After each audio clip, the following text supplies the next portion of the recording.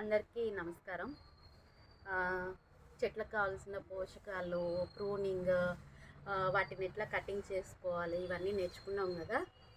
ఈరోజు అందరి కిచెన్స్లో అంటే అల్లం ఇలా ఎండిపోయి మొలకలు వచ్చేస్తే కనుక దీన్ని వేస్ట్గా మనం పడేస్తాం. అలా పడేయకుండా ప్లేస్ లేకపోయినా ఏదో ఒక చిన్న కుండీలో అయినా దీన్ని మనం నాటుకోవచ్చు. అల్లంకి చూడండి ఇలా మొలకలు రావాలి.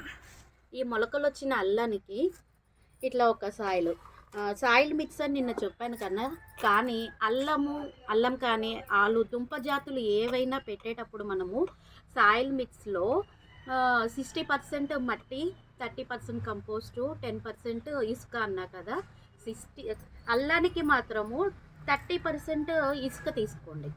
చూసారు కదా, సాయిల్ అంత మట్టి తక్కువగా ఇసుక ఎక్కువగా ఉంది. లేకపోతే మీకు ఇంకా ఈజీగా అర్థం అవ్వాలంటే 50-50 రేషియో తీసుకోండి. మట్టి ఇసుక రెండు సమానంగా తీసుకోండి. కంపోస్ట్ అప్రాక్సిమేట్లీ వేసుకోండి. ఇప్పుడు అల్లము ఎలా నాటాలో మీకు చూపిస్తాను. ఈ మొలక వచ్చింది కదా, దీన్ని ఇట్లా పైకి కనిపించేట్టు ఇలా పెట్టుకోండి.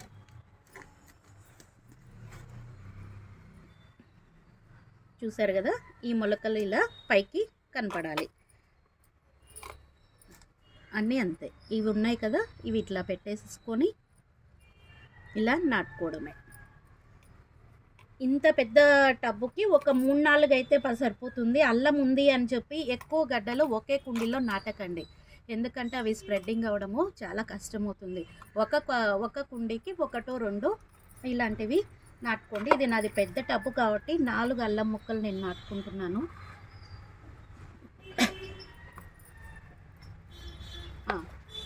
మిగిలిన చెట్లకైతే మనము డైలీ వాటరింగ్ చేస్తాము, కానీ ఇలా అల్లము దుంప జాతుల చెట్లకి డైలీ వాటరింగ్ అనేది చేయకూడదు. ఊరికే నీళ్ళని ఇలా మనము స్ప్రెడ్ చేయాలి అంతే. 3 రోజులకు ఒకసారి, 4 రోజులకు ఒకసారి లైట్గా నీళ్ళు అనేది ఈ ప్లాంట్స్కి ఇవ్వాలి. అల్లం ప్లాంట్స్కి మీకు ఒక చిన్న టిప్ కూడా చెప్తాను. ఏంటి అనుకుంటున్నారా? మనం వంటింట్లో వంట చేసినాక మిగిలిపోయిన కూరగాయల చెత్త చూడండి, క్యారెట్, ఆలు ఇట్లా బలమైన పీల్స్ ఉంటాయి. వీటిని వేస్ట్గా అయితే దయచేసి పడేయకండి. వీటిని మనం చెట్లకి ఎరువుగా వాడుకోవచ్చు. అది ఎలానో మీకు చూపిస్తారండి. మీ చెట్లకి కుండీలో ఇట్లా బాగా ఇంత లోతున తీసుకొని ఈ పీల్స్ అన్నీ ఒక సైడ్లో, చెట్ల మొదలు కాకుండా చెట్ల ఎడ్జిల్లో ఈ పీల్స్ అన్నీ ఇట్లా వేసేసేయండి. పీల్స్ వేసి మట్టితో ఇట్లా కప్పేయాలి. ఒక్కరో కూడా ఈ చెత్త అనేది బయటకు అసలు కనపడకూడదు అనమాట. కనపడకుండా మట్టితో మొత్తము ఇలా కవర్ చేసేసేయండి. మళ్ళీ చెప్తున్నాను, ఈ పొట్టు మనం పెట్టాం కదా, అది బయటకు అస్సలు కనబడకూడదు. అది కొన్ని రోజులకి కంపోస్ట్ అయ్యి మనకి ఎరువుగా తయారవుతుంది.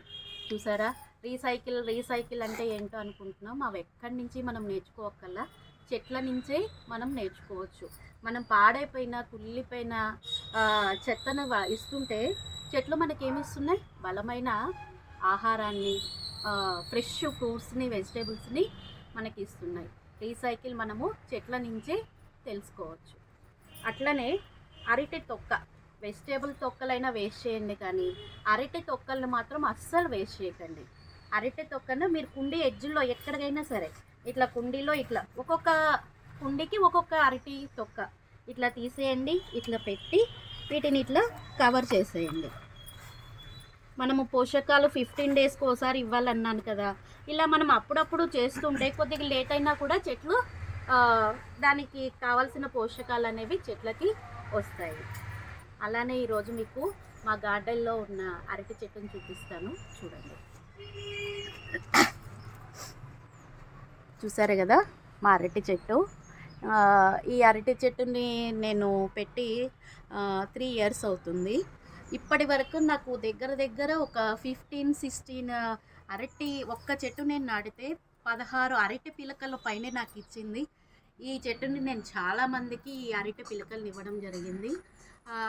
దీని ఆకులు చూసారా, 6 ఫీట్ నుంచి 7 ఫీట్స్ మామూలు అరిటాకు అంటే ఒక 2.5 3 ఫీట్స్ వరకు ఉంటుంది.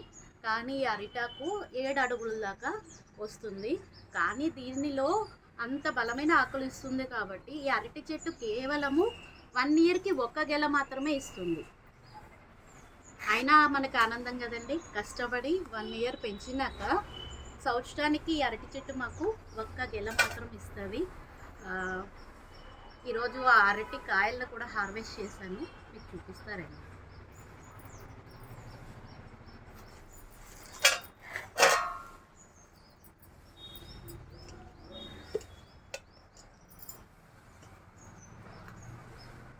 చూడండి,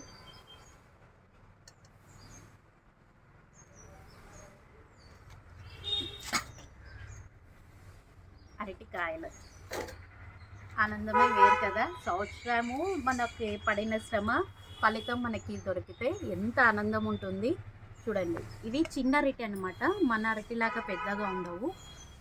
అమృతలో ఏదో సంథింగ్ ఏమో అంటారు ఈ అరటి పండ్లు, అరటికాయలు. ఇది ఏమే అనుకుంటున్నారా, మా కోతి గారు చేసిన పని అనమాట. ఓ రోజు గార్డెన్లో పోతొచ్చి దీన్ని ఇలా చేసేసింది. గార్డెన్లో మనమే కాదు కదా, రకరకాల పక్షులు మా గార్డెన్కి విజిటర్స్ అనమాట. రకరకాల పిట్టలు, కోతులు, ఉడతలు. మెయిన్ విజిటరు ఒక ఉడతలు కూడా మా గార్డెన్లో వచ్చి అవి కూడా ఆర్గానిక్ ఫుడ్ తిని వెళ్తూ ఉంటాయి. Thank you.